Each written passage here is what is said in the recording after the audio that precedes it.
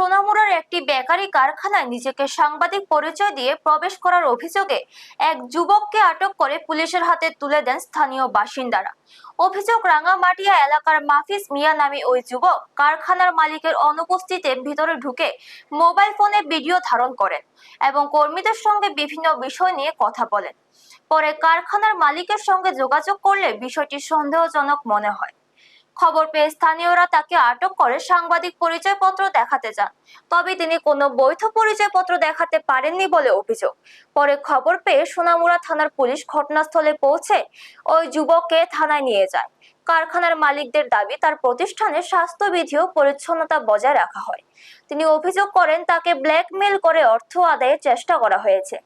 এদিকে স্থানীয়দের এক অংশের দাবি, সাংবাদিকতার পরিচয় ব্যবহার করে কেউ যেন অসাধু উদ্দেশ্যে কাজ করতে না পারে, সেই বিষয়ে প্রশাসনের কঠোর পদক্ষেপ নেওয়া উচিত। পুলিশ ঘটনার তদন্ত শুরু করেছে। ব্যুরো রিপোর্ট, নিউজ তৎকাল 24।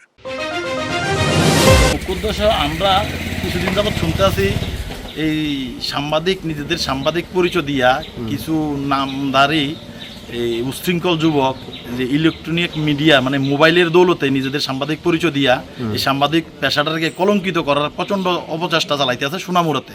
অ্যাটলিস্ট তারা বিভিন্ন মাদক সেবায় আসক্ত হইয়া যে তাদের কিছু টাকা লাগে, এবার নিউজ ভালো কোনটা খারাপ কোনটা ওটা ম্যান্ডেটরি না, ম্যান্ডেটরি হয়েছে যে ব্ল্যাকমেলিং, কোথায় তাদের ব্ল্যাকমেলিং করা যায় কইরা সেটা তাদের অর্থ উপার্জন। এই পেশাটারে কলঙ্কিত চলতে আছে সোনামুড়াতে কিছু নামধারী ভুয়া সাংবাদিক।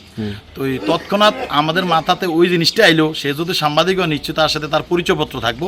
আমরা মফিজতে জিজ্ঞাসলাম যে তুমি যদি সাংবাদিক হও, তুমি তোমার দপ্তরের যে দপ্তর হইয়া তুমি কাজ করো, নিউজ চ্যানেলের হইয়া নিউজ করো, তুমি ওই দপ্তরে আমাদের একটা তোমার পরিচয়পত্র দেওয়া। তখন সে বললো আমরা আপনার দেখাইতে এটা আমি বাধ্য না।